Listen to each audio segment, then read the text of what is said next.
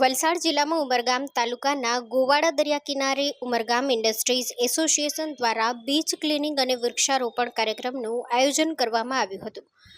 યુઆઈએ પ્રમુખ નરેશભાઈ માથિયા, ઉપપ્રમુખ ભગવાનભાઈ ભરવાડ, સેક્રેટરી તાહિરભાઈ વોરા, સભ્યો અમૃતભાઈ પટેલ, વિપુલભાઈ પંચાલ, અગ્રણી ઉદ્યોગપતિ ઈશ્વરભાઈ બારી, સંતોષભાઈ રવેશિયા, ગ્રામ પંચાયત સરપંચ તથા સભ્યો વગેરેની ઉપસ્થિતિમાં કાર્યક્રમ યોજાયો હતો। સરીગામ જીપીસીબી વિભાગના અધિકારી એઓ ત્રિવેદીની વિશેષ ઉપસ્થિતિ જોવા મળી હતી।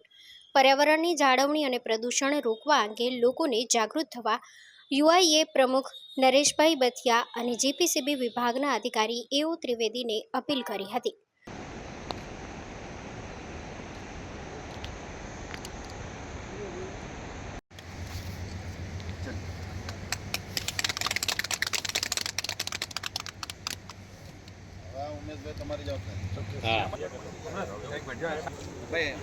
चलो संतोष जी ने आप हो जाओ नरेश भाई सब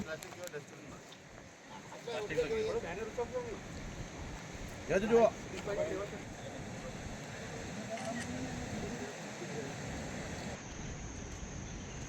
बेटा ऐसे रहना आप एक फोटो ही लेना। आज वर्ल्ड एनवायरनमेंट डे है। मेरा ये मानना है कि हर दिन अपने को पर्यावरण को साफ रखना चाहिए, पॉल्यूशन कम से कम करना चाहिए, खास करके प्लास्टिक वेस्ट। आज अपन समुंदर को देखिए, जो आप समुंदर में डालते हैं वो वापस आपको देता है। तो वही पर्यावरण में जो आज अपन पर्यावरण साफ रखेंगे तो पर्यावरण अपने को अच्छा जीवन देगा, और अपन जो गंदा करेंगे तो समुद्र के माफिक वो वापस अपने घर में वापस फेंक देंगे। तो अपने को सबको एक कमिटमेंट लेना चाहिए, एक प्रॉमिस करना चाहिए अपने आप से कि अपन अपने उमरगांव को, अपने क्षेत्र को अपन साफ रखें पर्यावरण से, और जन कल्याण के लिए अपन आगे बढ़ के और बढ़िया से बढ़िया काम करें कि जो आज अपन प्रकृति को देंगे वही वापस अपने को मिलेगा। धन्यवाद। जय हिंद।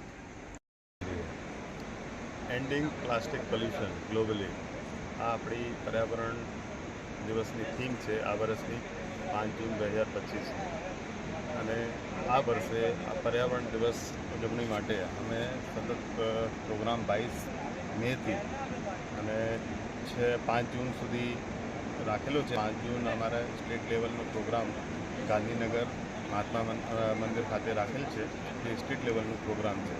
આ વર્ષે સેન્ટ્રલ ગવર્મેન્ટ અને સ્ટેટ ગવર્મેન્ટ ને બધાને પ્રેરિત કરવામાં આવેલો છે કે દરેક ડિપાર્ટમેન્ટ એની રીતે અમુક એક્ટિવિટી કરવાની છે, જેમાં અમારા તો ઇન્ડસ્ટ્રી એસોસિએશન અને બીજા સાથે નોડલ એજન્સી તરીકે અમે સહભાગી થઈએ છીએ।